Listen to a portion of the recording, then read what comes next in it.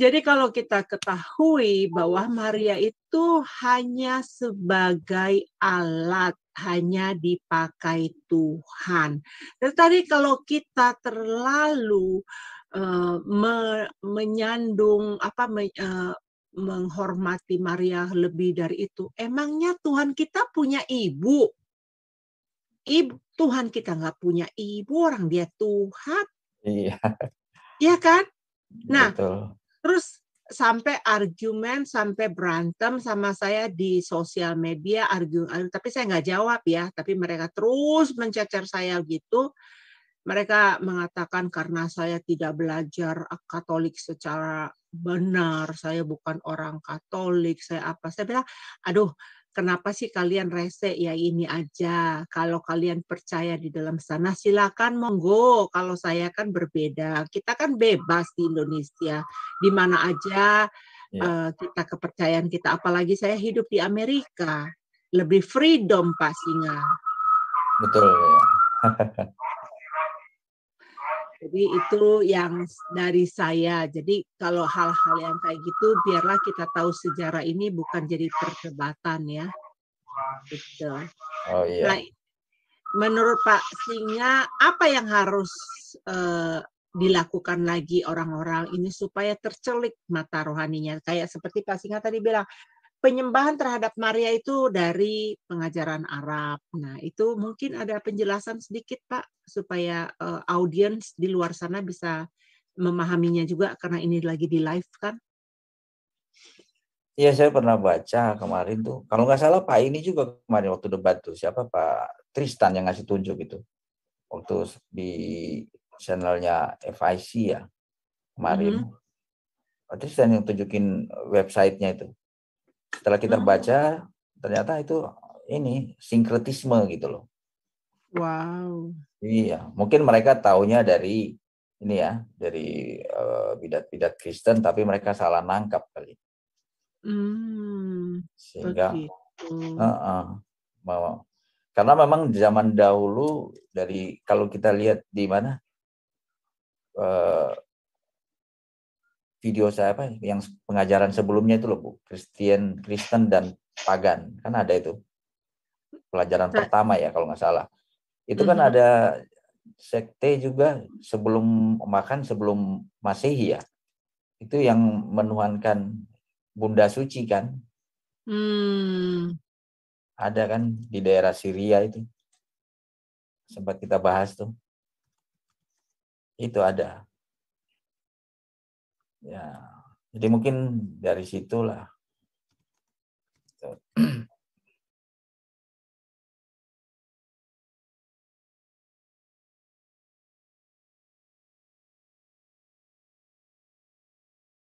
Kita bincang-bincang malam ini Bang tentang Maria serta tuduhan-tuduhan yang ada di luar.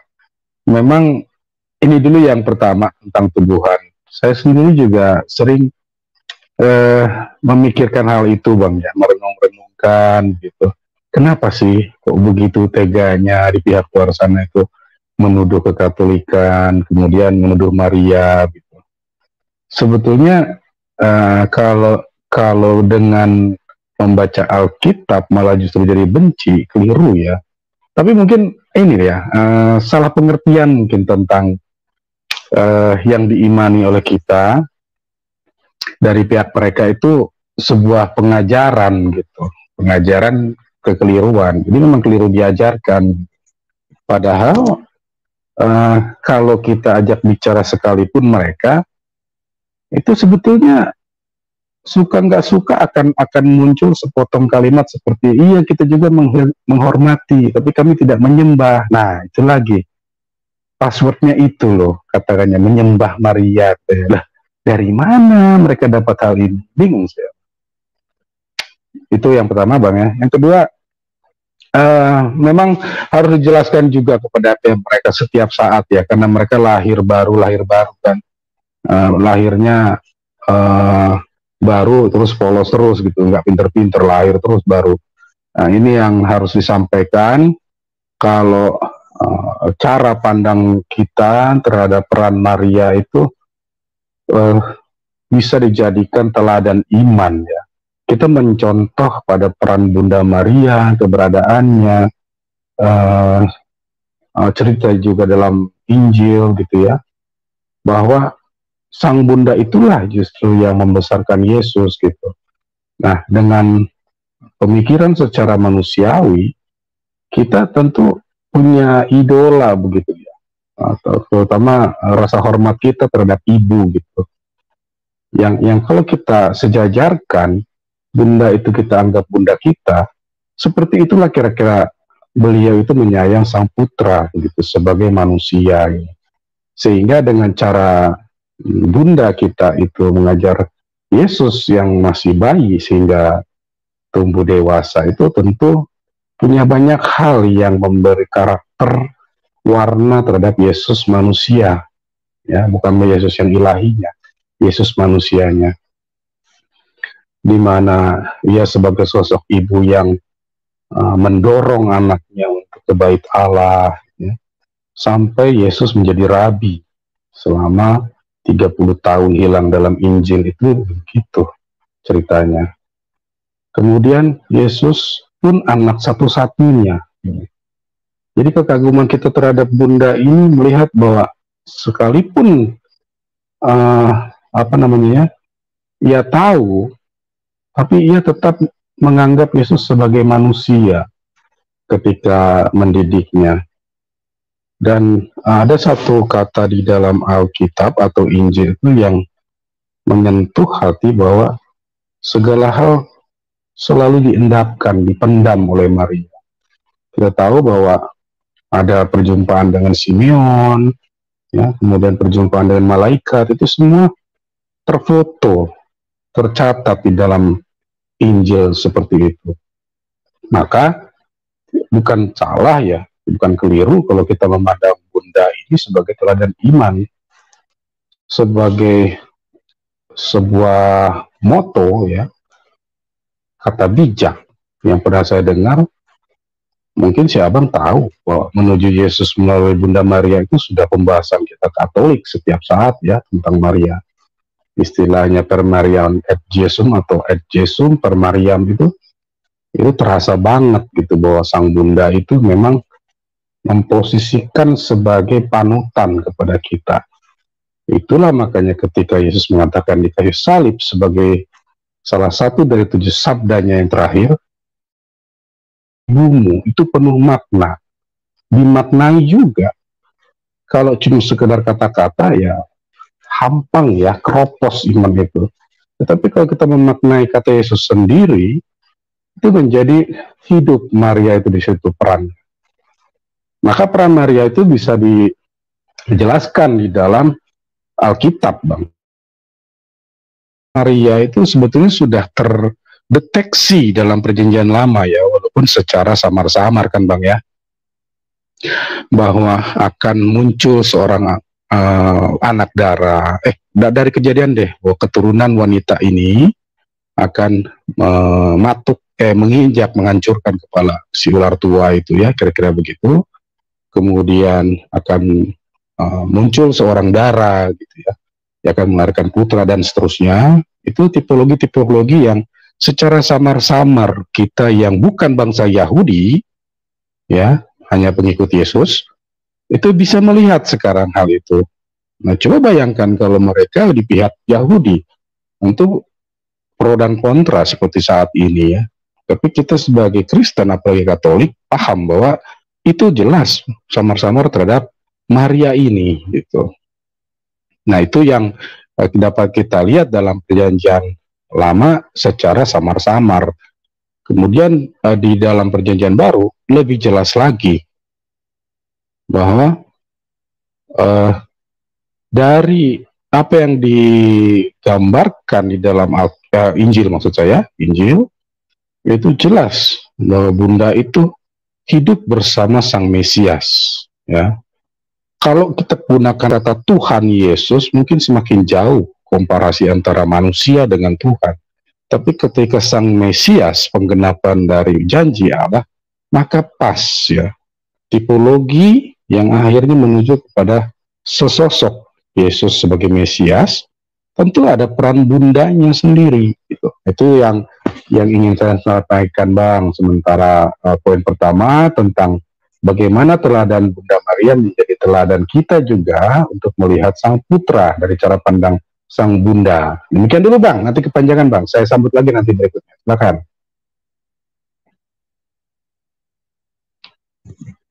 Halo, Bang Gea. Oh, lagi ngambil gelas ya.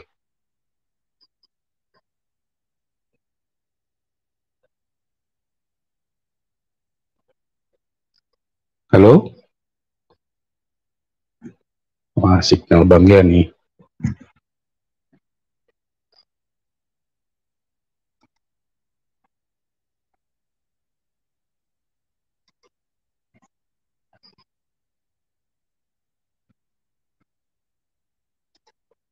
Oke, halo. Oh iya, Bang. Nah, ada Saya suara. menuangkan kopi dulu. Oke. Sudah saya tebak. Ya, benar. Jadi apa yang disampaikan oleh Pak RT itu sangat benar. Begini Pak RT, sebenarnya mereka ini sering sekali gagal paham, ya, salah paham terhadap keyakinan ataupun terhadap penghormatan kita kepada Bunda Maria. Ya. Jadi bisa dikatakan begini, saya kurang tahu dasar dari mereka muncul ketidakingintahuan soal Bunda Maria itu dari mana sumbernya. Saya lagi cari-cari sebenarnya. Karena apa? Kalau kita mengarah kepada tokoh yang mereka katakan reformasi, Pak RT, itu mereka sangat menghormati Bunda Maria. Ya. Itu. Nah, itu udah pernah kita bahas juga, Bang, tentang Luther. Ya. Saya tuh melihatnya, tapi kenapa ya? Sudah hampir berapa abad sejak Luther, itu banyak orang yang muncul justru dengan dasar yang berbeda, memandang Bunda Maria, bahkan di kesempatan lain ada yang mengatakan setelah Bunda Maria melahirkan Yesus itu Bunda Maria sudah tidak siapa-siapa gitu. Ada yang begitu juga. Ya. Terus saya berpikirnya kalau mereka misalnya melihat dengan terang kewarasan, nah ini terang kewarasan gitu ya, pasti bisa mereka melihat Bunda Maria itu ya mungkin kita bisa mengatakan apa yang disebut sebagai tradisi suci para rasul itu sangat penting untuk memperjelas hal itu. Kalau kita mau ke situ, tetapi dalam Alkitab pun seperti yang Pak RT katakan tadi, Bunda Maria itu dinubuatkan, diceritakan dan lain sebagainya, tetap saja memunculkan dalam otak orang-orang tertentu itu bahwa kalau kita menyebut Maria itu seolah-olah kamu itu nyembah Maria, begitu kira-kira. Ya, menyebut Maria itu seolah-olah sesuatu yang buruk. Ya mungkin kalau Maria Ozawa mungkin bukan.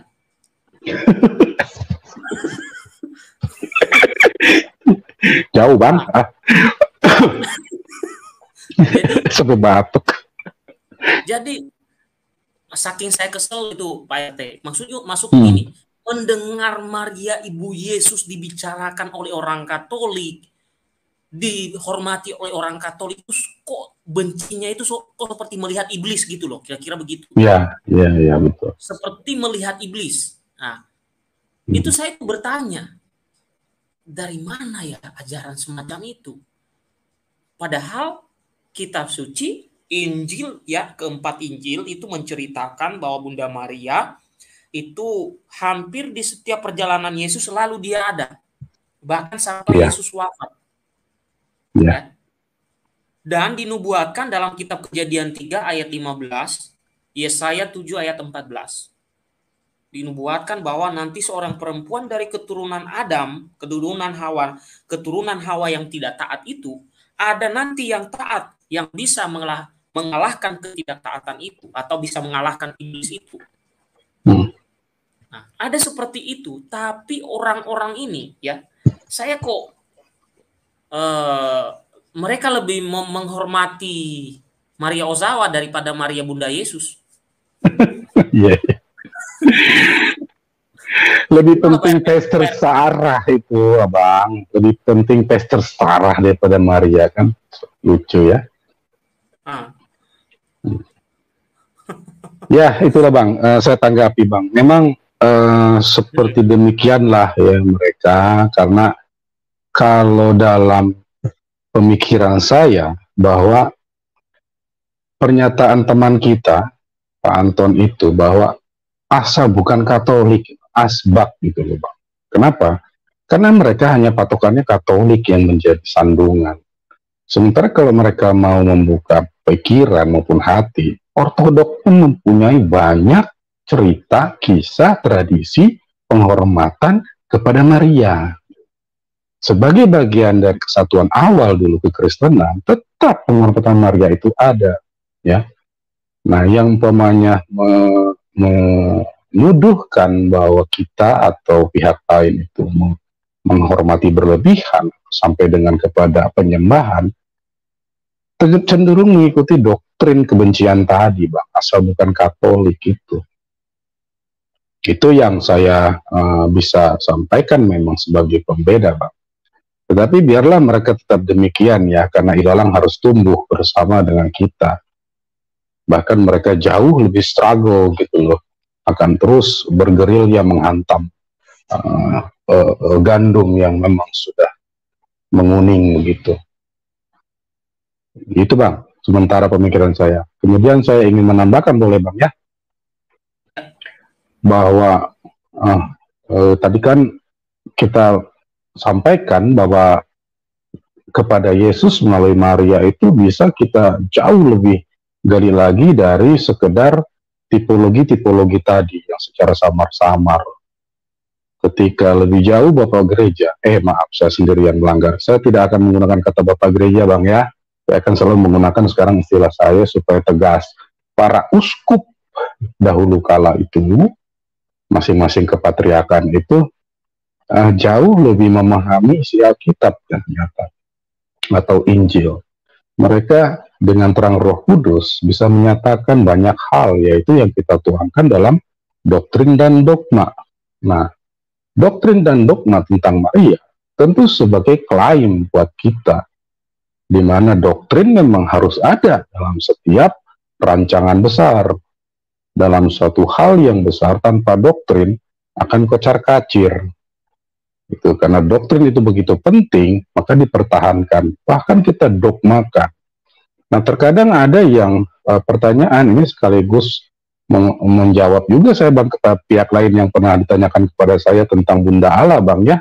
Mohon izin ini saya sampaikan. Iya, silakan. Banyak boleh. Ya. Sedikit aja Bang. Jadi kalau ada yang ragu dengan istilah Bunda Allah, saya akan mengajaknya dengan sedikit bercanda ya. Di pihak yang lain, di pihak non-Katolik dan non-Ortodoks selalu mengatakan, Yesus itu Tuhan, iya setuju. Yesus itu Raja di atas segala raja, iya setuju. Pertanyaan saya, kalau ada Raja, maka gelar bundanya apa? Gitu kan? Karena sudah jelas di dunia ini, siapapun itu Raja, sang Bunda pasti duduk di samping sang Raja, bukan sang permaisuri. Jadi yang mendampingi Raja dalam memerintah adalah sang Bunda kerajaan. Maka Bunda Raja disebut Ratu. Ratu surga, Bunda Allah, itu dogma dan doktrin. Itu logika saja kita bawakan. Nah, mereka akan gagal paham. Nah, kemudian mereka akan mempermasalahkan, lalu kalau dengan jadi Bunda Allah, apakah Allah itu diperanakan? Keliru lagi. Nah, jadi itu sedikit penjelasan logika dangkalnya ya, bahwa setiap doktrin dan dogma itu bisa dipertahankan dari sisi kekatolikan karena melihat seperti itu gitu, jauh ke kedalaman maknanya. Jadi ketika Yesus sebagai Raja, tentu ia memiliki Bunda. Gelar sang Bunda di setiap kerajaan pasti menjadi Ratu, dan itu cocok Bang dengan koredentik ya. Di mana-mana Raja akan duduk berdampingan dengan Ratu. Sementara permaisuri nun jauh di samping raja. Dia tidak ikut memerintah, gitu. Nah, perkaranya kalau mungkin tidak percaya atau gagal paham tentang hal ini, kemudian mengkaitkannya bahwa oh berarti diperintah oleh dua, keliru lagi. Itu cukup sampai di situ dulu, nanti kita berbicara. Itu yang pertama, Bang. Ya, saya bilang kan sedikit, kayaknya nambah satu deh. Setelah kita bahas tentang Bunda Allah dan Ratu Surga itu, banyak juga ternyata yang dipertanyakan pihak mereka, bagaimana cara kerjanya, kok bisa dibilang menjadi partner dengan Tuhan, gitu. Di satu sisi dia mengagungkan kata Tuhan, tapi di sisi lain dikatakan Yesus pun manusia. Ini yang posisinya mereka selalu ambigu ya. Kalau seandainya itu melekat dalam kodrat Yesus sebagai 100% manusia dan 100% Allah, ya hingga kita bisa mengkaitkan hal itu. Nah, bagaimana kerjasama Bunda Maria itu dengan rahmat yang diterimanya? Ya itu otomatis akan mempersatukan kita dengan Kristus, bukan mencerai-beraikannya. Karena Maria tidak pernah mengajak hal-hal yang buruk seperti itu.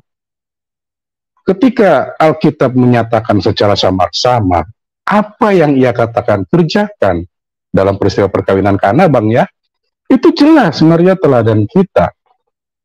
Demikian juga bisa dengan hal yang sama terjadi pada kita. Bunda Maria mengatakan kepada kita, hei nak, ikuti perintah anakku itu, atau Tuhanmu itu, sekaligus dua kodratnya. Maka kita akan sama mengikuti apa yang dikatakan Bunda, sebagai pelayan-pelayan yang menyediakan tempayan isi air, dan penuh kepercayaan, Sang Putra akan memberikan air tadi menjadi anggur. Masa kan dengan teologi seperti itu kita dianggap sesat? Aneh ya mereka ya.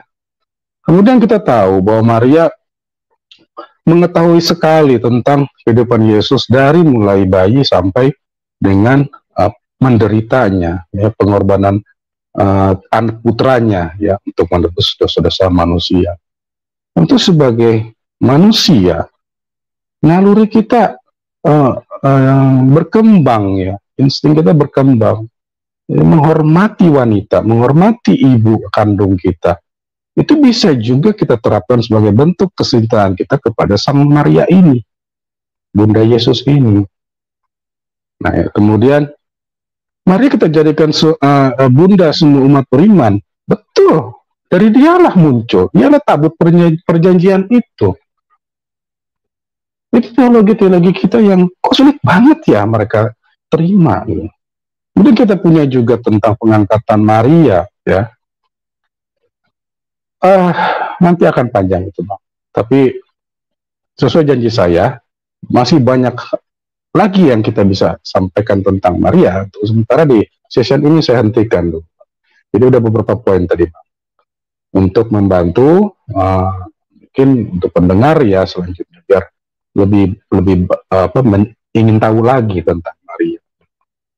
Gitu dulu, Bang. Saya kembalikan. Terima kasih. Oke. Penjelasan Pak RT sangat membuat pendengarnya mulai ini ya, mulai tidur. Bukan begitu maksudnya, tapi maksudnya adalah bahwa apa yang Pak RT sampaikan itu memang seperti itu kenyataannya Pak RT, bahwa mereka sudah mindsetnya dulu yang sudah dirusak duluan oleh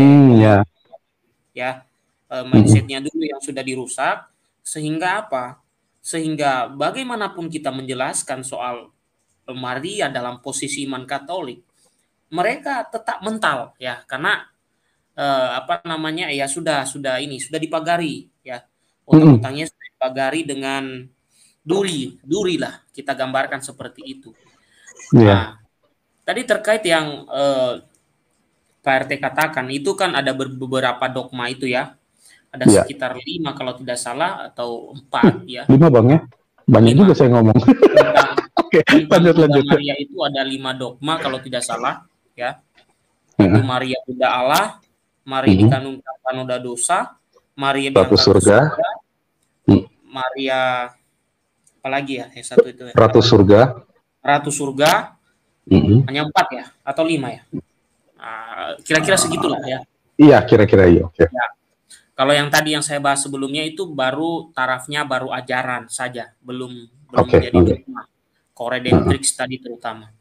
Oke, jadi kalau kita lihat penyebutan gelar-gelar kepada Bunda Maria itu keterkaitannya karena putranya. Ya sama tadi Pak RT memberi contoh sederhana itu. Seperti saya beri lebih sederhana lagi. Seperti ibunya presiden, ya kan? Ya kan?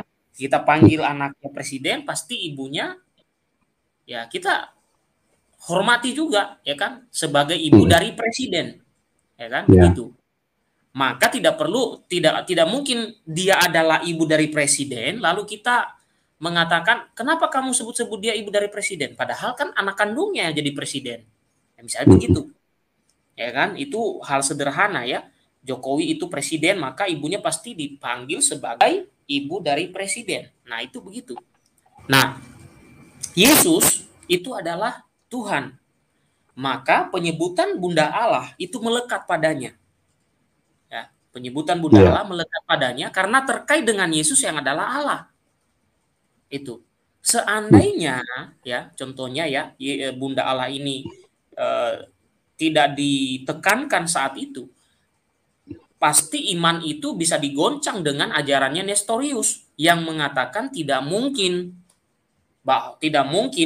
Bunda Maria melahirkan Yesus yang adalah ilahi. Itu kata Nestorius. Nah, Origenes mengatakan, oh tidak, kitab suci mengatakan dia ibu Tuhan. Dari dasar itu dia mengatakan, Origenes mengatakan, Roh Kudus saja mengatakan dia ibu Tuhan, masa Anda mengatakan dia bukan ibu Tuhan? Itu kan? Begitu. Nah, betul. Juga yang sederhana yang lainnya, contoh tadi, ya, Maria diangkat ke surga, ya kan? Maria diangkat ke surga. Permasalahan di sini adalah, pada dogma ini adalah, orang-orang di luar Katolik tidak berusaha mencari tahu kitab suci terkait dengan itu. Ya. Atau mengartikan perikop kitab suci yang sebenarnya bercerita tentang itu dengan cara yang lain. Ya, contoh, tadi Maria diangkat ke surga.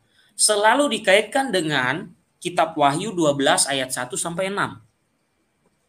Itu selalu dikaitkan dengan itu. Dan kalau kita membaca sejarah gereja, itu banyak bapak gereja membedah siapa perempuan pada Wahyu 12 itu. Ya.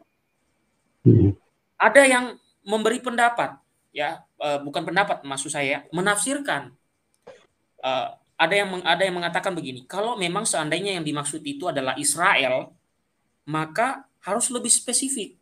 Israel yang mana yang dimaksud? Karena di situ disebutkan seorang perempuan melahirkan gembala segala bangsa pada Wahyu 12 itu. Berarti yang harus kita cari sekarang gembala segala bangsanya siapa? Itu. Pada Wahyu 12 ayat 6 di situ ya. Seorang perempuan melahirkan seorang anak yang akan menggembalakan segala bangsa. Berarti siapa gembala segala bangsa? Oh, ditemukan tidak ada yang lain selain Yesus. Nah, sekarang setelah ditemukan gembala segala bangsa, dicari siapa yang melahirkan gembala segala bangsa. Ketika saya diskusi Pak RT terkait dogma ini dengan yang berbeda dengan kita di salah satu media, saya tidak sebutkan, yaitu lari. Ketika saya tunjukkan Wahyu 12 ayat 6, saya tanya, siapa menurut kamu gembala segala bangsa? Dia katakan Yesus. Lalu siapa yang melahirkan Yesus? Nah, mulai dari situlah dia bilang, oh itu yang dimaksud di kitab Wahyu itu orang Israel. Dia bilang. Terus saya bilang, Bunda Maria orang Israel bukan? Iya. Lah terus siapa dong yang melahirkan gembala segala bangsa? Bunda Maria bukan? Muter-muter. Pokoknya muter-muter itu. Kalau kita sudah helikopter ya? Iya, muter-muter di bagian itu dan dia pertahankan dengan ngotot. Saya hanya mengatakan, kalau kita mau jujur untuk membahas hal-hal itu, kita akan menemukan titik temunya. Nah, saya akhirnya menunjukkan, saya mengatakan, kalau Wahyu 12 ayat 6 itu bercerita tentang Bunda Maria dan anaknya Yesus, maka yang diceritakan pada ayat pertama itu, ayat 1 itu adalah Bunda Maria yang sudah diangkat ke surga. Ya. Sesimpel itu untuk memberitahu mereka sebenarnya. Tapi masalahnya mereka tidak mengikuti tafsiran bapak-bapak apostolik, bapak-bapak gereja, mereka nggak ikuti itu masalahnya. Ya. Tapi masih mengikuti yang lain-lain. Maksud saya adalah mereka masih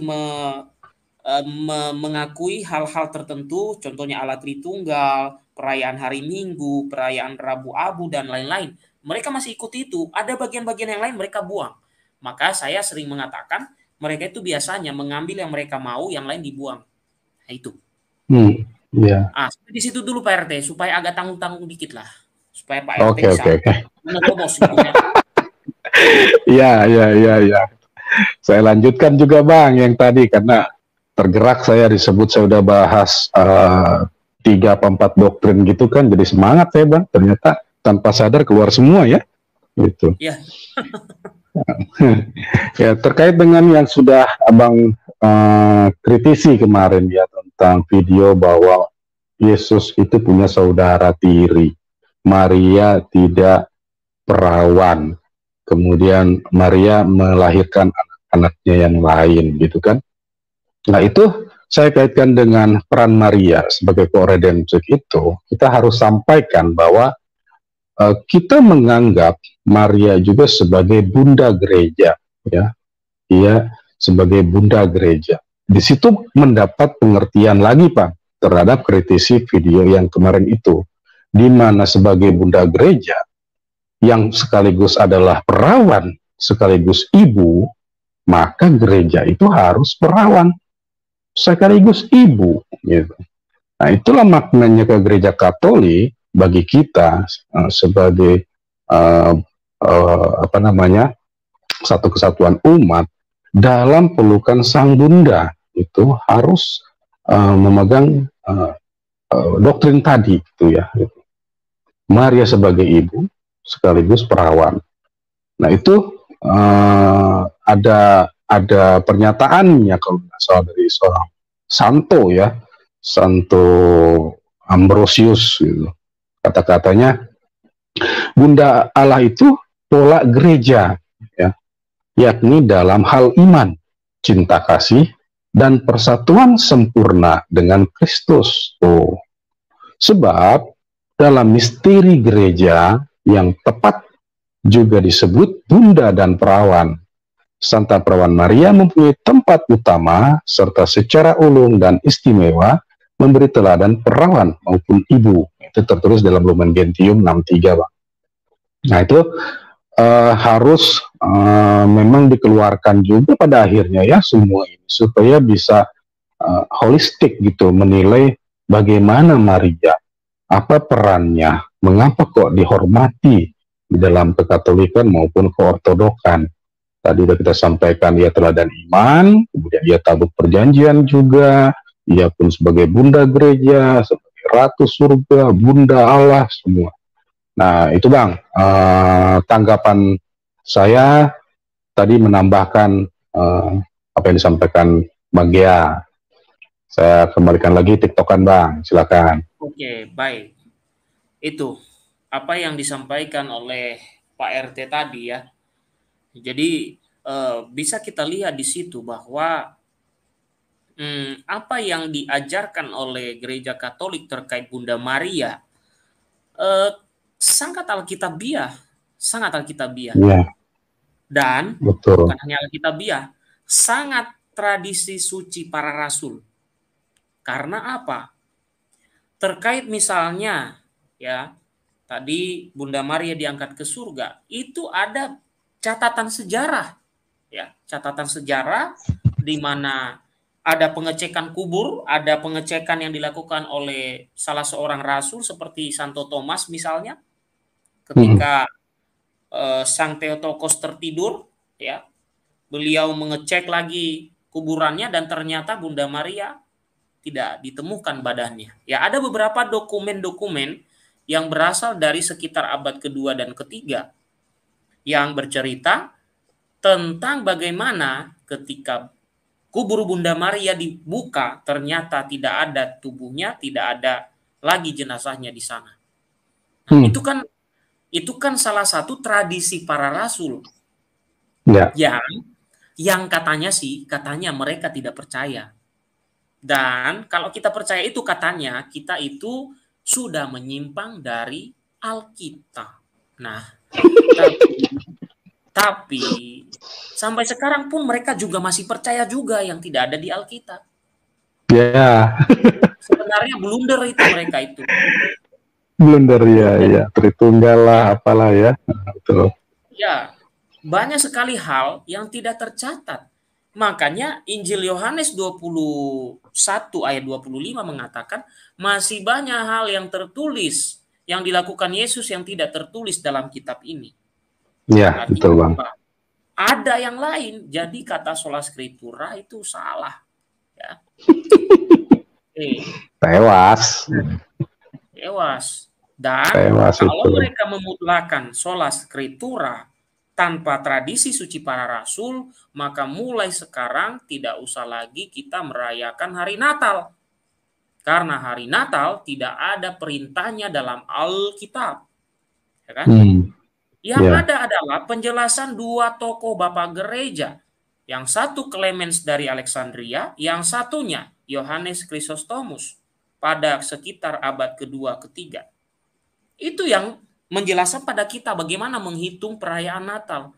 Tapi itu pun tidak ada hitungannya dalam Alkitab.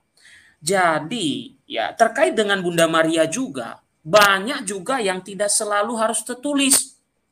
Karena apa? Tradisi suci para rasul. Ingat. Ya, ingat, tradisi suci para rasul itu termasuk perayaan Natal. Jadi kalau ada yang tidak merayakan Natal di luar Katolik, Pak RT, saya justru bersyukur. Berarti mereka sudah sungguh-sungguh menjalankan sola scriptura. Gitu. Iya, saya paham. Mantap itu. Sama juga. Kalau ada yang mengatakan ajaran Katolik tentang Maria diangkat ke surga, yang mengutip kitab Wahyu 12, dan kemudian mengutip tradisi lisan para rasul lalu dikatakan itu penyimpangan terhadap Alkitab, ya saya bersyukur juga karena Anda lebih baik tidak usah meyakini apa yang memang sama sekali tidak ada di Alkitab. Kasihan Anda nanti kalau ditanya, ya.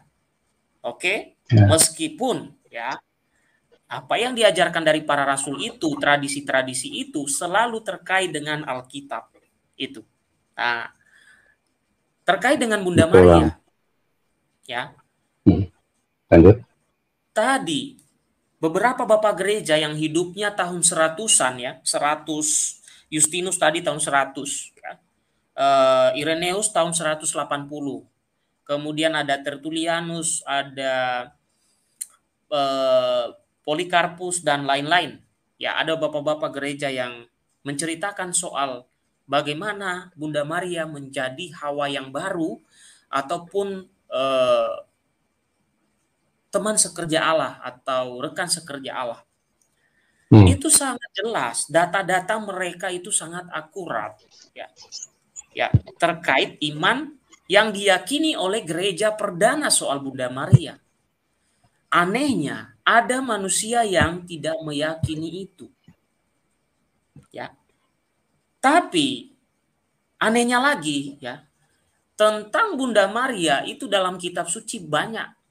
Makanya ada satu buku yang menulis Terberkatilah Engkau, Perspektif Gereja Protestan tentang Bunda Maria.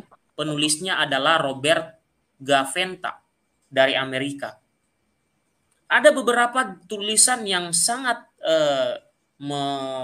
menggelitik buat saya. Jadi ada kata-kata seperti ini. Mohon maaf kalau saya harus menyebut teman-teman di luar Katolik. Dia mengatakan begini. Pada saat-saat tertentu, gereja Protestan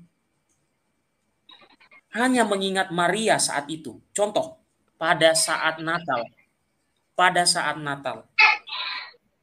Itu pun kalau ngingat pada saat Natal.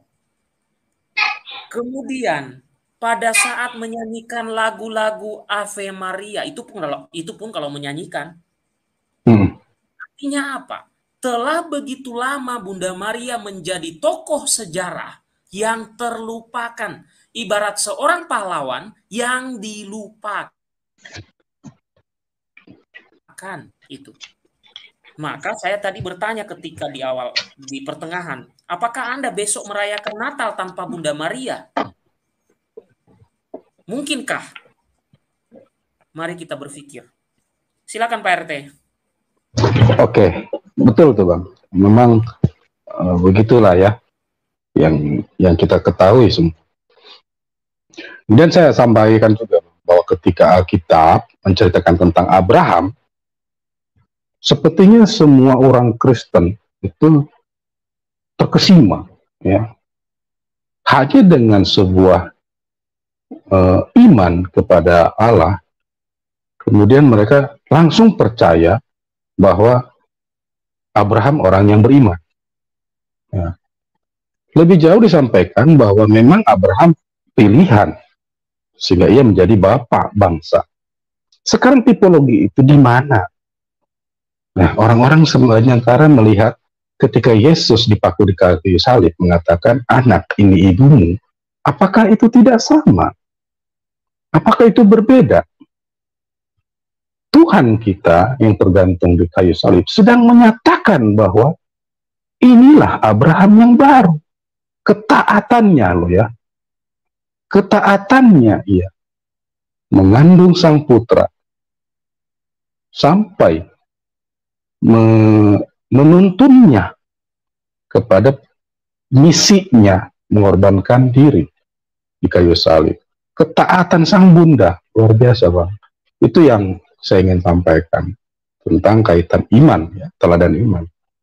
Kemudian perihal yang kemarin juga kisahnya, ceritanya tentang masalah yang sama tadi Bang, tentang Maria tetap perawan itu ya.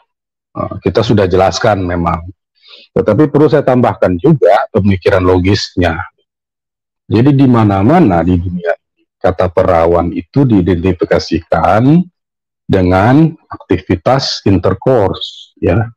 Jadi kalau dianggap perawan itu berarti orang atau seorang gadis yang belum pernah disentuh oleh lelaki. Itu artiannya.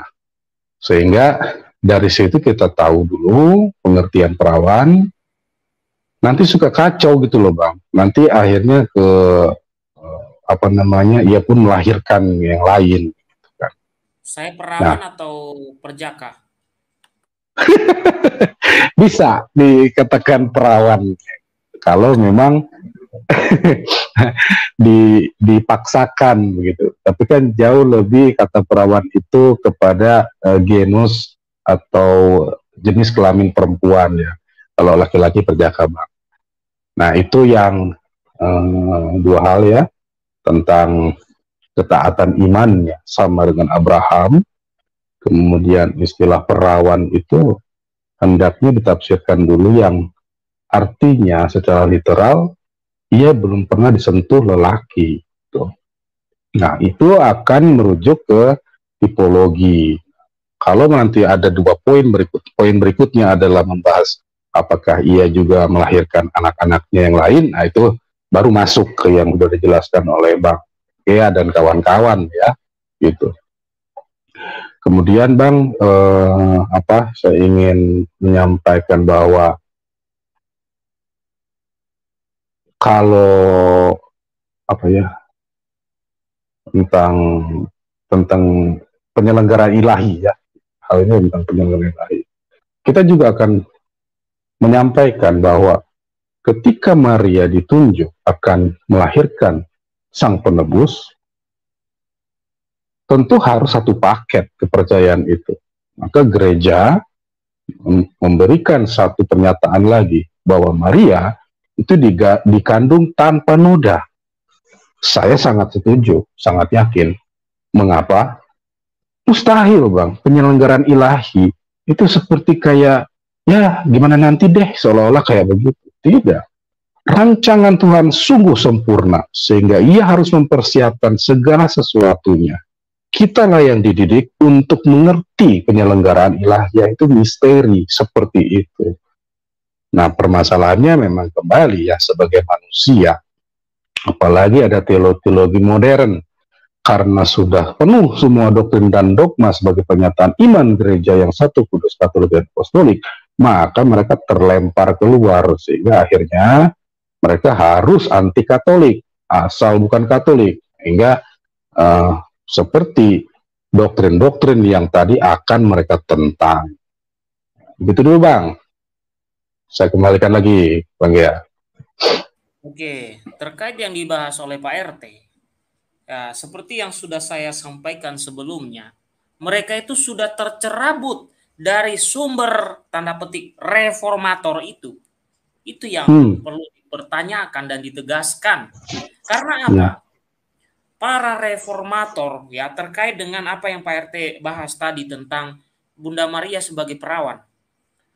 Hampir semua reformatornya Protestan itu mengakui itu. Ya. Tapi pertanyaannya adalah masih layakkah mereka disebut sebagai pengikut reformator itu? Saya bilang kalau mereka mengatakan saya pengikut itu kepura-puraan. Apalagi pakai baju mirip-mirip Luther. Alah, itu pura-pura. Itu pura-pura. Karena apa? Ajaran Martin Luther, ajaran Calvin, ajaran Zwingli, ajaran John Wesley mengajarkan bahwa Bunda Maria tetap perawan, baik setelah ia melahirkan, sebelum ia melahirkan. Ia tetap murni dan tetap perawan. Mengapa keyakinan akan keperawanan Bunda Maria ini penting?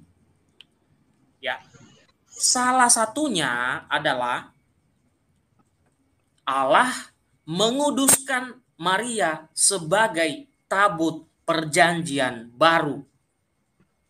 Di mana dalam tabut perjanjian lama berkenan firman Allah berdiam, tongkat Harun, roti mana, di situ disimpan firman Allah bersama tongkat Harun dan mana dan juga loh batu. Firman Allah disimpan di situ dan tabut perjanjian itu dihormati bahkan diarak oleh orang Israel kemana-mana. Sekarang tipologinya atau penggenapan dari tabut perjanjian lama itu siapa? Bunda Maria. Kenapa? Kok bisa? Sederhana. Dalam rahim Marialah berdiam firman Allah yang kudus itu. Maka tidak mungkin Bunda Maria seorang yang kotor. Kalau dia seorang yang tidak kudus, belajar lagi kitab suci. Bagaimana Tuhan itu? Apakah dia kudus atau suci atau tidak? Karena dia suci, justru mengharuskan yang dia tempati itu suci. Maka Yesus selalu mengatakan, hendaklah kamu kudus, sama seperti Bapa dan aku adalah kudus. Ya. Nah, itu kenapa, poin pertama, kenapa Bunda Maria harus dan diyakini sebagai perawan, baik setelah melahirkan dan juga sebelum melahirkan. Karena dia adalah tabut perjanjian baru. Jadi firman Allah masuk ke dalam dirinya. Ya, tidak mengurangi apapun dari diri Bunda Maria. Firman Allah yang adalah Yesus keluar dari Bunda Maria tidak menghilangkan apapun dari Bunda Maria. Sebagaimana Bunda Maria mengandung dengan istimewa, dengan mujizat, demikian juga ketika dia melahirkan. Mujizat itu pun terjadi. Tidak merusak apapun dari dirinya. Karena apa? Karena dia penggenapan dari tabut perjanjian lama, di mana orang Israel mengaraknya sambil joget-joget Daud. Ya, bahkan orang yang menyentuh tabut perjanjian itu bisa mati, Bapak Ibu. Ada seorang yang bernama, kalau tidak salah saya agak lupa namanya, Uza. Ya. Dia coba memegang tabut perjanjian itu. Dia mati. Ya, dia mati. Betapa sucinya. Padahal itu benda mati. Bapak Ibu, ya, kotak benda mati di dalamnya ada firman Allah, ada tongkat Harun, ada mana. diangkut dan diarak kemana-mana. Ini juga menjadi tipologi bagaimana orang Katolik menghormati Bunda Maria. Maka jangan heran kalau ada orang Katolik mengarak patungnya Bunda Maria. Kenapa? Tipologinya Bunda Maria tabut perjanjian baru. Dihormati. Pengertiannya di sini yang sering disalahpahami. Seolah-olah kita nyembah patung. Ubah dulu isi otak Anda, baru Anda bisa pahami soal tabut perjanjian tadi. Ya, itu yang pertama. Kalau kurang-kurang nanti ya berikutnya kita bahas soal tabut perjanjian Bunda Maria sebagai tabut perjanjian ya Pak RT ya. Iya. Oke. Yang Saya kedua. tambahkan Bang. Oh silakan. Oke. Gimana Pak RT? Iya silakan Bang, lanjutkan. Yang kedua. Oke. Yang kedua. Oke. Saya lama-lama bisa jadi penceramah yang ada humor-humornya sedikit. Saya itu lagi belajar Pak RT, seperti Romo siapa yang lucu-lucu itu. Oke lah, saya lanjut dulu. Yang kedua, kenapa Bunda Maria disebut tetap perawan setelah dan sebelum ia melahirkan? Yang kedua adalah Maria telah mempunyai nazar atau kaul untuk tetap perawan seumur hidup. Dibuktikan dengan apa? Maria telah bernazar. Dibuktikan dengan apa? Ketika malaikat Tuhan datang kepada Bunda Maria, kata Santo, ya ini Gregorius dari Nisa, ya, ketika Bunda Maria dikunjungi oleh malaikat Tuhan, Bunda Maria kaget. Hah? Kok aku bisa mengandung? Kok aku bisa melahirkan anak? Aku kan belum bersuami. Pemikirannya manusiawi, ya kan? Manusiawi. Pertanyaannya, kenapa dia harus kaget kalau dia akan menjadi suaminya Yusuf? Tidak harus kaget seharusnya. Secara kodrat ya jadi ibu. Gitu ya kalau dia punya anak selanjutnya. Ngapain kaget-kaget? Udah. Itu ya.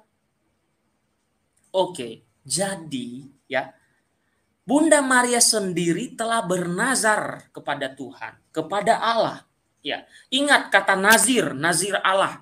Seorang nazir Allah itu yang dikisahkan namanya Simpson, dia rambutnya panjang, dia tidak potong-potong. Ya, ini contoh ini saya beritahu saja. Tidak potong-potong rambut itu. Kalau dia potong, hilang kekuatannya. Oke, itu saya kasih contoh saja. Contoh nazir dari kata nazar itu dari kata nazir ya. Oke, sok tahu saya. Oke. Jadi tapi memang tahu Pak RT. Oh iya. Ya. Kadang juga tahu Pak RT, padahal ini pelan-pelan juga jangan salah ini. Jadi Bapak Ibu, harusnya kalau Bunda Maria akan menjadi ibu secara kodrat, seharusnya dia tidak kaget ketika malaikat datang kepadanya. Justru karena dia kaget ketika malaikat datang kepadanya, maka disitulah Bunda Maria mempunyai kaul, yaitu atau nazar. Dan ingat, Tuhan memilih Yusuf itu bukan memilih dia supaya menikah dengan Bunda Maria dan melahirkan anak-anak yang lain. Ingat itu. Pertama-tama dan utama kenapa Yusuf dipilih oleh Tuhan menjadi tunangan Bunda Maria, kurang lebih ada dua. Yang pertama, menjadi bapa pelindung dari Yesus dan Bunda Maria. Dengan adanya Yusuf, Bunda Maria tidak difitnah. Yesus tidak dibunuh oleh Herodes. Karena apa? Karena mereka pergi jauh ke Mesir. Ketika mau dibunuh, ada seorang laki-laki bernama Yusuf mendampinginya. Yang lainnya apa? Santo Yusuf tentunya secara manusiawi mendidik Yesus dan menjaga keluarga itu sehingga tidak difitnah, tidak dikatakan kata-kata yang buruk tentang keluarganya. Tapi tujuannya bukan supaya nanti kamu Yusuf, nanti kalau kamu menikah ada keturunan selanjutnya. Ini sangat jauh pengertian ini. Ini sangat Maria Ozawa sekali. dan sangat Sugiono sekali tujuannya. Oke? Kalau begitu tujuan Allah, ya ngapain dipilih Bunda Maria sejak awal mula dunia itu, sejak di Nabi Yesaya ngapain dipilih? Tidak perlu dipilih, toh dia jadi istri orang, ya. Oke. Jadi ada nazar atau nazir, ya. Ada nazar dari Bunda Maria, dan keterpilihan Yusuf itu mempunyai tugas yang bukan seperti yang dipikirkan oleh orang-orang di luar sana, ya. Boleh banyak Pak RT? Boleh. Silakan. Yang ketiga. Saya juga nanti balas ini banyak, Pak.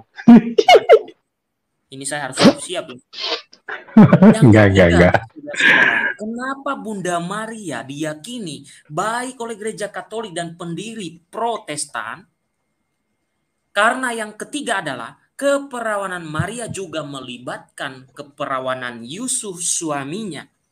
Santo Hieronymus mengatakan bahwa Santo Yusuf itu tidak akan berani mengganggu Bunda Maria karena mengetahui bahwa Roh Kuduslah yang telah menaungi dia saat Sang Kristus menjelma menjadi manusia.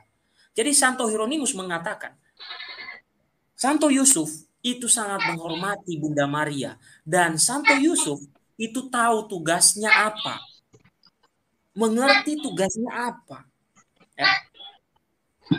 Oke, itu yang ketiga. Karena ada yang bunyi-bunyi di sana, kok dia seperti nyebut 3 ya? Oh itu, iya.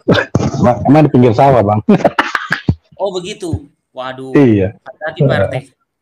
Mencari kunang-kunang. Lanjut. Ya. Oke, tetap semangat dalam tugasnya Pak RT. Ya. Oh iya. Oke, yang keempat. Keperawanan Maria inilah yang semakin menunjukkan kealahan Yesus. Jadi Bapak Ibu, penekanan soal keperawanan Maria, mengapa pendiri gereja Protestan mendukungnya? Karena itu terkait penekanan atas kealahan Yesus.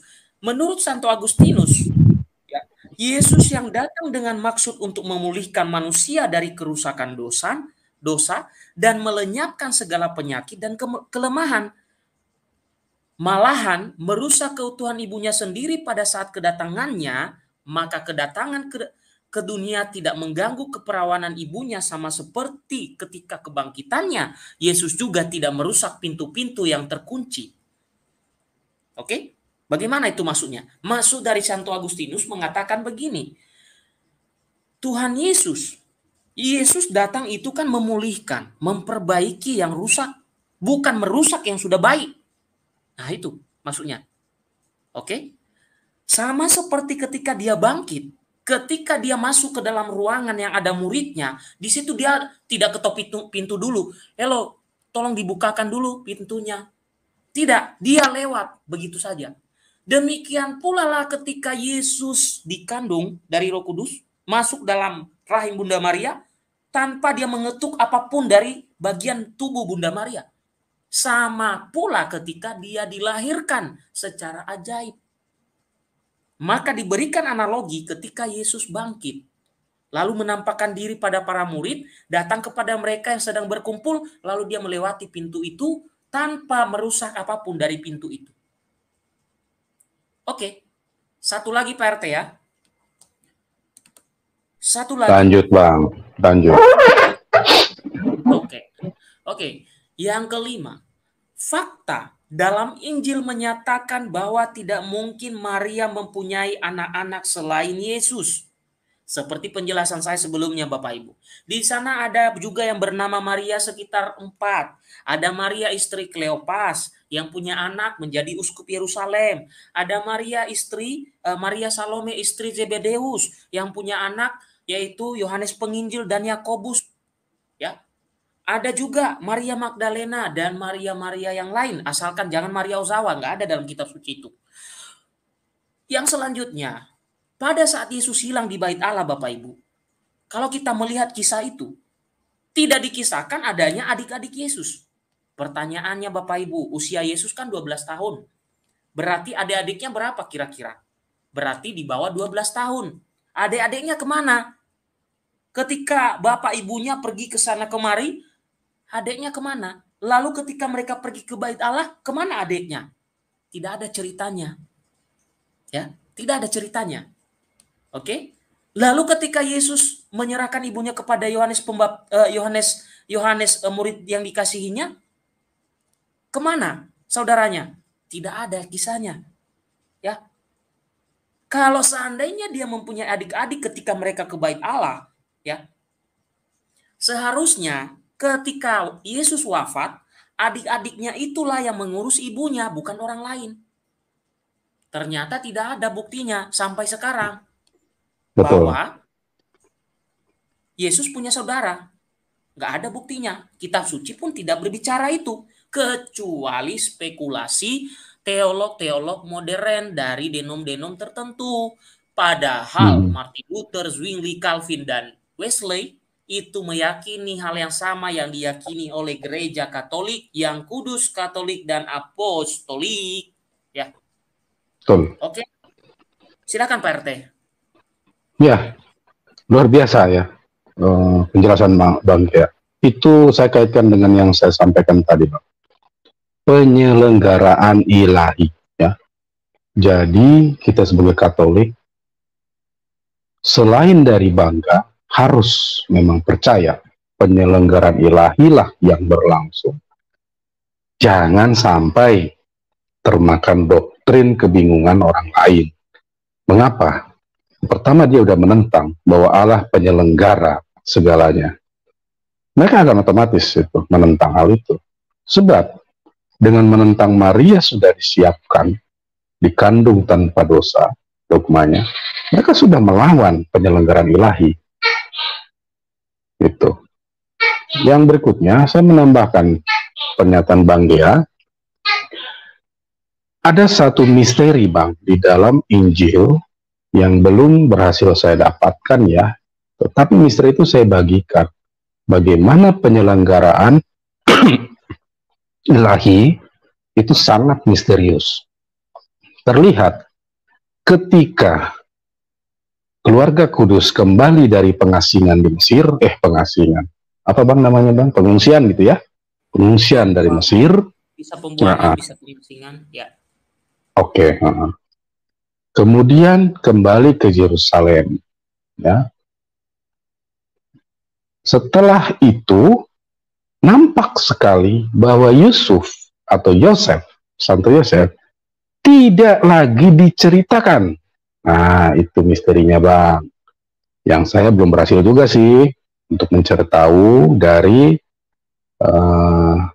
kisah yang berwibawa ya, tradisi-tradisi. Sebab Injil tidak menceritakannya. Nah, itulah yang saya maksudkan, penyelenggaraan ilahi itu adalah rancangan yang luar biasa. Kita boleh mengimani seperti itu. Bukan dalam konteks dasar tebak-tebakan denominasi lain. Langsung menentang, asal punya logika, seolah-olah pendapatnya udah paling benar. Ternyata justru dengan cara memandang perjalanan Maria ini tadi, kita semakin dapat nih clue-cluenya tadi ya, udah kita jelaskan. Sekarang saya masuk Bang, penyelenggaraan ilahi tadi, ya, dengan menyampaikan sebuah cerita dulu nih prolognya ya. Ketika dulu saya berkunjung ke salah satu channel, ada seorang Protestan. Dia dengan semangat membaranya, menjelaskan tentang apa upah manusia nanti di surga. Wah, luar biasa lah. Wah, semua dia jelaskan begitu ya. Lalu tergelitiklah saya dengan pernyataan dia tentang kita nanti mendapat mahkota, katanya. Wah, pertemuan baru nih buat mereka, gitu kan? Sebab teologinya bertentangan dengan itu, bahkan tidak menceritakan hal itu sama sekali. Karena saya tahu ya denomnya. Mungkin denomnya ada yang menyatakan itu, tapi karena sudah sedemikian banyaknya, maka orang yang menceritakan tadi itulah yang saya sampaikan, tidak ada doktrinnya dia seperti itu. Tapi dia sudah melanggar loh doktrinnya dengan menceritakan bahwa dia manusia yang percaya Yesus akan mendapat upah, yaitu mahkota di surga, katanya. Tertawa saya menceritakan hal itu. Di sini saya angkat menjadi tema Maria diangkat ke surga tidak polosan loh ya, tetapi kita jauh lebih lagi yakin karena sudah menjadi doktrin, selain diangkat, Maria juga dimahkotai di surga. Oh, lengkap kan? Sehingga jelas bahwa penyelenggaraan ilahiyah itu berlangsung terhadap Maria komplit sampai diangkat ke surga dan dimahkotai di sana. Saya kaitkan cerita tadi sengaja kenapa? Dia mulai percaya loh bahwa kita dimahkotai katanya di surga. Tapi dia menentang dogma pengangkatan Maria, apalagi dogma Maria Bunda Allah, kemudian Ratu Surga, dan Maria dimahkotai di surga. Itu mereka tentang. Tapi dia mengajarkan sendiri bahwa manusia itu diberi upah, bahkan diberi mahkota di surga. Nah, belepotan kan pengajarannya. Tuh. Nah, dari yang saya sampaikan tadi, saya sudah di posisi ujung itu, Bang, ya. Karena semua dokternya udah saya keluarkan itu. Nanti kalau nggak ada, mohon masukan ya, apalagi yang belum dibahas. Tapi jelas buat kita sekarang bahwa penyelenggaraan ilahiyah itu sangat misteri dan luar biasa. Tetapi dengan kacamata Katolik, sebenarnya itu sudah dibukakan oleh Allah. Masalahnya di pihak yang lain menentang. Nah, ini sedang kita bicarakan pertentangannya. Tetapi kita harus setuju, kita harus yakin. Demikianlah gereja memberikan doktrin dan dogma, demikianlah gereja memandang keseluruhan penyelenggaraan ilahiyah yang sudah disampaikan melalui kisah-kisahnya dari sejak perjanjian lama sampai perjanjian baru, dari tipologi sampai penggenapan, dan segala sesuatunya yang sudah berlangsung ketika Yesus hadir di bumi. Itu yang dipandang gereja secara tepat. Doktrin-doktrin tadilah yang mengalir untuk menggiring umat mempercayai, mengimani, bertumbuh dengan cara pandang gereja. Yuk, yang masih belum yakin tentang doktrin-doktrin tadi, gali lagi, ini kesempatan. Tetapi ketika lebih jauh lagi memandang doktrin itu dengan segala hal yang holistik dan komprehensif, kita punya satu kebanggaan akan iman tadi. Kita harus pertahankan doktrin-doktrin itu, pengajaran itu. Di luar itu palsu semua. Bahkan tidak menjawab apapun. Bahkan keliru menyampaikan. Tetapi kita yang dalam pengajaran gereja Katolik jelas memiliki itu semua. Itu Bang dari saya. Untuk tanggapannya, saya lempar lagi ke Bang Gia. Silakan. Baik, Pak RT, kita sampai pagi. Terserah Bang Gia deh. itu kayaknya buat saya juga udah terakhir Bang ya, karena doktrin dogmanya dulu yang saya sampaikan, termasuk pengantarnya. Silakan. Oke, berarti kita mungkin 1-2 putaran lagi berarti ya. Siap. Oke. Baik. Ya, oke. Walaupun kita ini sedang panas sampai tokeknya katanya panas karena katanya Pak RT. Saya siram bir Bang. Iya. Jadi sambil kita melihat ada tokek yang panas, ya kita lanjut dulu. Ya, jadi begini. Kurang lebih ada 4 dogma tentang Bunda Maria dalam Mariologi. Itu semua bercerita tentang dan terkait dengan Yesus. Bunda Maria tidak apa-apa atau bukan siapa-siapa tanpa Yesus. Saya harus katakan itu. Ya. Karena semua gelar yang dia dapatkan, penghormatan yang kita berikan padanya, itu terkait dengan Yesus. Contoh. Ya. Tadi Pak RT menyinggung soal mahkota. Ya. Kenapa Bunda Maria memperoleh mahkota kehidupan? Dan kalau kita baca, Bapak-bapak gereja menerjemahkan Wahyu 12 ayat 1, ya, melihat perempuan di langit gitu ya, di Wahyu itu bermahkotakan 12 bintang ya. Menafsirkan bahwa itu adalah Bunda Maria. Oke? Menafsirkan bahwa itu Bunda Maria. Ada sedikit yang juga menafsirkan itu adalah 12 suku Israel dan lain-lain ya. Tapi dikatakan bahwa kalau itu Israel yang dimaksud, maka harus spesifik. Karena di situ ada juga yang melahirkan seorang gembala segala bangsa. Tadi saya sudah jelaskan itu. Maka pasti yang dimaksud adalah Bunda Maria. Mengapa dia memperoleh mahkota kehidupan? Apakah ada dalam kitab suci? Oh ada, banyak. Dikatakan bahwa pada akhir hidup kita kalau kita setia, kita akan memperoleh mahkota kehidupan ya, tiap orang oleh Allah. Maka Bunda Maria yang duluan menerima mahkota itu ketika dia diangkat ke surga. Ingat loh, Bunda Maria bukan terangkat ke surga, tapi diangkat. Oke? Diangkat dan terangkat beda. Makanya kalau Yesus pakai katanya Yesus terangkat ke surga, ya. Bukan diangkat. Kalau Bunda Maria diangkat ke surga tubuh dan jiwanya. Diangkat. Berarti ada penyebabnya. Oke? Ada penyebabnya sehingga dia terangkat. Yaitu penyebabnya yang pertama, yaitu Yesus Kristus sendiri. Ya, bukan karena semata-mata kekuatannya, kehebatannya, tapi karena Yesus sendiri dan karena apa yang sudah dia buat di dunia ini selama hidupnya. Bunda Maria seorang yang taat, setaat-taatnya. Saya tidak bisa menyebutkan apa kata-kata yang paling tepat untuk itu. Tapi Bunda Maria itu setaat-taatnya. Dia melaksanakan perintah kehendak Allah sampai akhir hayatnya, sampai dia mendampingi juga Yesus ketika sampai akhir hayatnya, ya, di atas kayu salib. Itulah iman yang sesungguhnya. Maka tadi di dalam penjelasan saya ada yang dikatakan begitu, dikatakan begini, kita yang beriman kepada Yesus, kita tidak hanya mengimani kemuliaannya, tapi juga ikut ambil bagian dalam penderitaannya. Jadi jangan hanya beriman kalau happy-happy saja. Giliran susah, lupa Tuhan. Atau tidak mau lagi percaya sama Tuhan karena susah.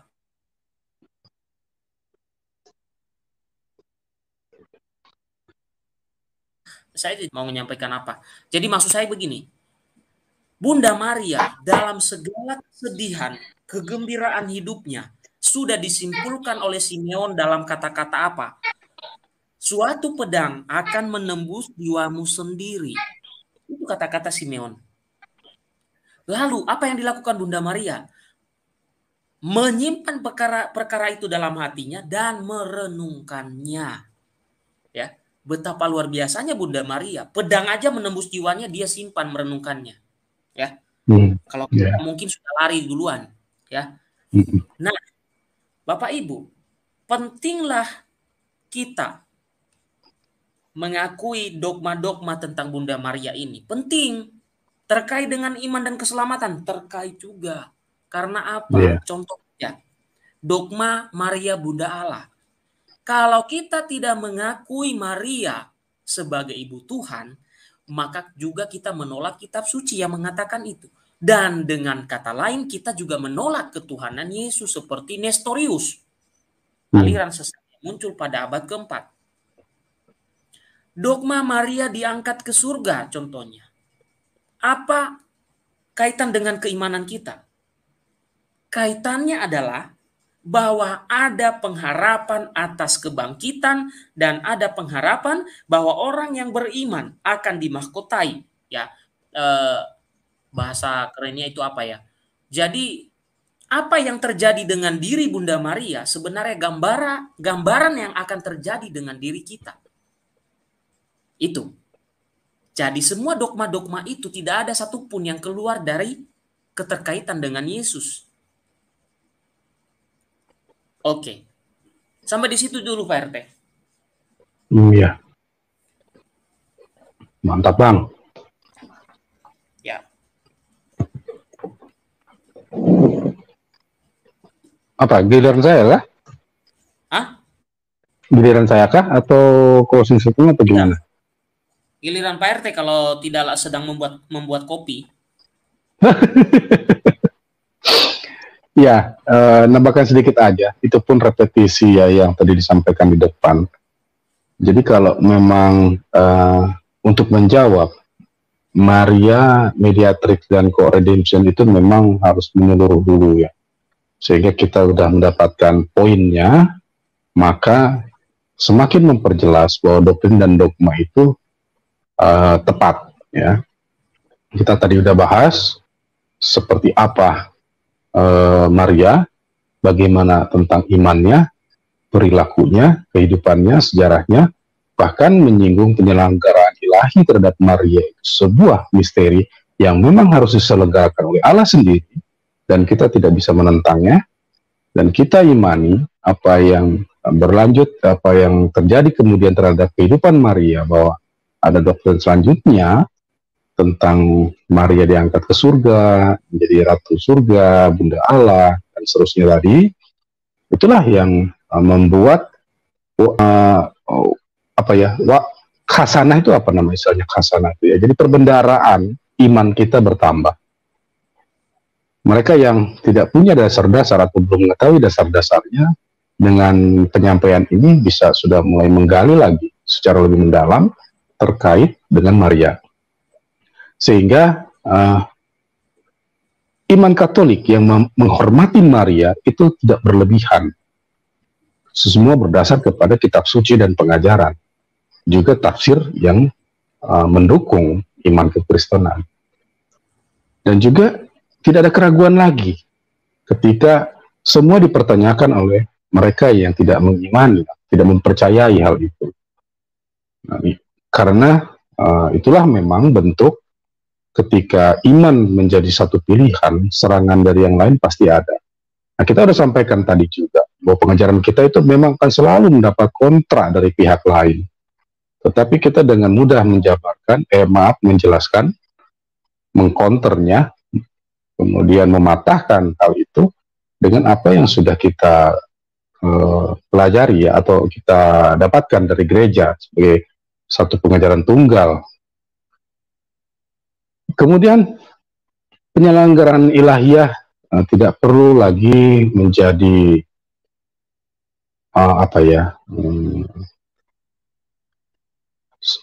kalau dibilang misteri ya memang tetap misteri, tapi maksud saya kita sudah mendapat gambaran ya, setidaknya itu samar-samar dari hal yang misteri bagi kita, tetapi Allah sebenarnya sudah membuatkannya demikian, merancangnya demikian. Maka bentuk iman kita sekarang tidak lepas dari hal itu tadi. Apa yang dipercaya oleh kita adalah hasil dari menafsir, menangkap maksud dari penyelenggaraan ilahiyah dari Allah sendiri. Demikian Bang Gea, Bang. Oke, apakah itu sekaligus closing statement Pak RT atau sekali lagi? Boleh. Closing aja tadi sekalian Bang. Cukup saya Bang. Oke, baiklah. Ya, supaya kita bisa bobo cantik, maka saya juga closing statement. Jadi begini, Bapak Ibu dan teman-teman yang menonton ini ya. Seperti yang saya katakan di awal, bahwa Bunda Maria disebut sebagai mediatrix, disebut sebagai co-redemptrix, itu semua gelar-gelar itu tidak terpisah dari perannya yang terkait dengan Yesus. Ya, saya mungkin akan menjelaskan beberapa poin saja. Contoh, Maria disebut sebagai mediatrix. Itu bukan berarti bahwa Bunda Maria itu menggantikan Yesus atau melebihi Yesus. Maria menjadi mediatrix. Yang pertama, karena ia bersedia untuk melahirkan Yesus, Sang Juru Selamat. Maka dia disebut sebagai Maria Mediatrix. Yang kedua, dia disebut sebagai Ibu Tuhan ataupun Ibu dari Penebus atau Ibu Penebus. Yang dimaksud dan ditekankan di situ adalah bahwa Yesus adalah Sang Penebus dan ibunya bernama Maria. Yang ketiga, Bunda Maria menjadi pendoa bagi kita atau pengantaraan bagi kita dalam iman Katolik.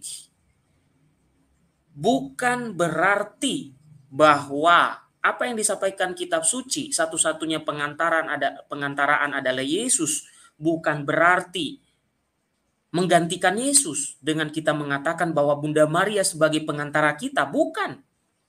Tadi saya kasih contoh sederhana, di dunia ini pun kita banyak memakai pengantara.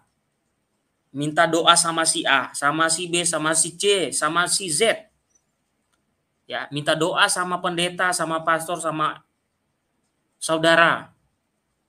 Kata lainnya dari minta doa ke mereka apa? Menjadi perantara doa kita.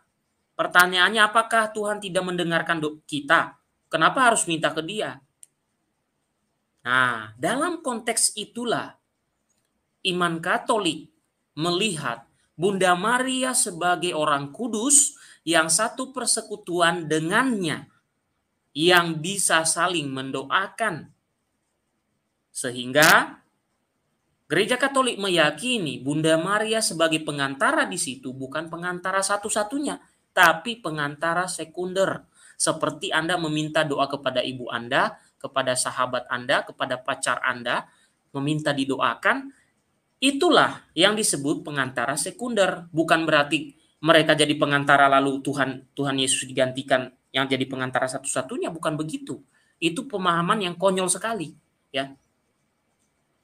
Itu yang terkait dengan mediatrix. Dan juga sekarang masuk ke co-redemptrix. Co-redemptrix itu kata Rasul Paulus dalam 1 Korintus, yaitu kawan sekerja Allah atau rekan sekerja Allah. Maria diyakini sebagai co-redemptrix. Itu juga ada dalam kitab Kejadian, Bapak Ibu. Tuhan mengajak manusia menjadi co-redemptrix. Di mana itu? Ketika Tuhan Allah memerintahkan manusia, beranak cuculah dan bertambah banyaklah, penuhilah bumi dan taklukkanlah itu. Berkuasalah atas burung-burung di udara, ikan-ikan di laut, dan segala macam binatang yang hidup. Dan seterusnya. Apa artinya di situ, Bapak Ibu? Kita diberikan kuasa oleh Tuhan. Kuasanya nggak sama dengan Tuhan tentunya. Kuasanya terbatas. Itu artinya apa? Dia mau kita menjadi rekan sekerjanya merawat bumi ini. Apakah kita boleh dikatakan juga co-redemptrix? Ya karena itu suatu ajaran yang terkait dengan Bunda Maria, ya saya tidak mengatakan boleh. Tapi dalam perkataan lain, kita juga adalah kawan sekerja Allah, rekan sekerja Allah dalam merawat bumi ini seperti perintahnya ketika menciptakan dunia ini. Yang lain lagi, sakramen perkawinan. Tadi perintahnya beranak cuculah, sakramen perkawinan ada. Itu karena kita adalah co-redemptrix Allah, rekan sekerja Allah. Ya, kawan sekerja Allah. Untuk apa? Untuk keberlangsungan manusia di dunia ini sehingga tidak seperti di Eropa. Menikah tidak punya anak, besok-besok mereka tua semua mati, udah. Habis manusia. Tidak ada lagi kelangsungan hidup. Saya kasih contoh ini untuk menunjukkan contoh bagaimana Gereja Katolik memberi gelar kepada Bunda Maria sebagai co-redemptrix. Artinya apa? Bunda Maria rekan sekerja Allah ketika dia bersedia menerima apa yang Tuhan tugaskan kepadanya untuk dijalankan. Melahirkan Yesus, ya tentunya yang segera dan beberapa saat yang akan datang ini kita rayakan. Ya. Kemudian dalam perjalanan pewartaan Yesus, Bunda Maria selalu ada di sana, menyaksikan putranya. Ya, rekan sekerja, seperti di perkawinan di Kana. Dia ada di sana ketika kehabisan anggur. Ketika Yesus wafat di atas salib, dia ada di sana. Itu kenapa disebut sebagai co-redemptrix. Dan masih banyak hal yang lain yang dilakukan oleh Bunda Maria sehingga dia layak disebut rekan sekerja Allah atau kawan sekerja Allah. Dan saya katakan tadi, kita pun dalam konteks tertentu adalah termasuk kawan sekerja Allah, rekan sekerja Allah. Makanya ada yang namanya sakramen perkawinan, ada yang namanya kita disuruh oleh Tuhan merawat bumi ini. Karena Tuhan sendiri sekarang Anda minta ke dia, Tuhan kamu datang ke sini, tolong bersihkan ladang yang kami punya. Ya belum tentu Tuhan datang, bisa saja dia datang untuk memotong rumput-rumput di situ. Enggak, ya Bapak Ibu ya. Makanya kita diberi tugas, ya. Ya kalau kita memakai pemikiran konyol ya seperti itu maksudnya. Nggak mungkin saat ini saya minta Tuhan tolong hari ini saya tidak usah bekerja, nanti tiba-tiba uangnya datang sendiri. Nggak mungkin, ya, nggak mungkin. Bekerja di ladang, bekerja di mana, nggak mungkin. Kalau tanpa kita bergerak, ya. Nah, maka di situ dikatakan kita rekan sekerja Allah untuk merawat bumi itu, karena Allah sendiri, ya. Mungkin dia bisa menolong kita ketika kita berdoa, tapi tidak mungkin kau bilang saat ini, Tuhan datang sekarang juga. Ya, nggak bisa lah itu ya. Nah, maka diberi tugaslah kepada manusia untuk merawatnya. Begitu, bro and sis yang ganteng dan cantik. Nah, saya juga mengucapkan selamat hari ibu nih kepada bro, kok bro sih? Salah lagi. Saya mengucapkan selamat hari ibu kepada semua wanita, kepada semua perempuan di seluruh dunia yang mendengarkan YouTube ini. Selamat hari ibu. Dari Anda lah kami menjadi laki-laki sejati. Jika tidak, kami menjadi laki-laki setengah tiang. Terima kasih sudah menjadi ibu yang baik untuk kami. Dan saya memberi kata-kata seperti ini. Bapak Ibu, jika Anda mempunyai anak perempuan, punya adik perempuan, jagalah baik-baik anak perempuan Anda. Jagalah baik-baik adik perempuan Anda. Karena dari mereka lah lahir generasi-generasi selanjutnya. Dan menurut ilmu pengetahuan ya, yang saya baru dengar, ya mungkin juga sudah didengar banyak orang, kepintaran seorang anak itu diturunkan dari ibunya. Oke, kepintaran, kemampuan seorang anak, bakat-bakat seorang anak biasanya diturunkan dari seorang ibu. Bukan berarti saya merendahkan bapak-bapak loh, ya. Saya hanya memberitahu yang saya tahu saja. Bapak-bapak juga, ya.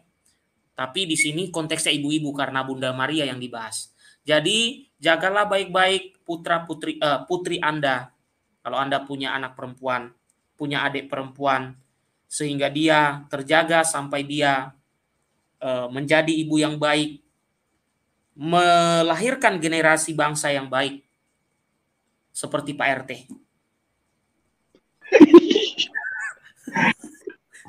Nah, begitu Pak RT. Silakan Pak RT kalau menyampaikan closing statement. Cukup Bang, ya cukup. Kalau mau closing saya sekalian pamit nanti langsung turun ya. Silakan Bang. Oke, baik.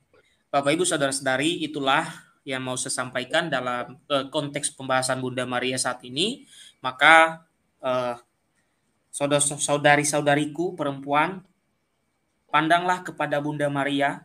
Bunda Maria itu contoh perempuan yang sangat luar biasa, karena dia tadi saya katakan ya, dan saya yakin perempuan itu juga begitu ya, maksudnya betapa kuatnya perempuan ya menahan masalah-masalah hidup ya.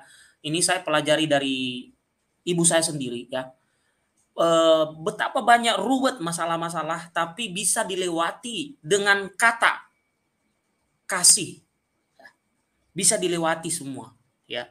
Dan Bunda Maria punya masalah tadi ya. Simeon mengatakan suatu pedang akan menembus jiwamu sendiri. Bunda Maria tidak lari dari situ. Dia menerima, dia mengikuti, bahkan dia melihat secara langsung Yesus disalibkan dengan keji. Dia ikuti. Tidak lari karena apa yang disampaikan oleh Simeon. Hendaknya termasuk saya juga, termasuk semua kita, dan terlebih-lebih pada konteks ini adalah perempuan, teladanilah Bunda Maria dengan menyimpan segala perkara dan merenungkannya dan tentunya menyampaikannya kepada Allah. Semoga kita diberkati, semoga kita semua tetap semangat dan dalam menyongsong hari Natal yang akan datang, di mana di sana ada peran seorang ibu yang bernama Maria. Ya, jangan merayakan Natal tanpa seorang ibu. Karena jika demikian, maka pertanyaannya, anaknya lahir dari mana? Dari batang pisang, dari gua batu, dari entah dari mana. Tapi peran seorang ibu sungguh luar biasa. Tidak bisa ditakar oleh apapun. Sekian dari saya.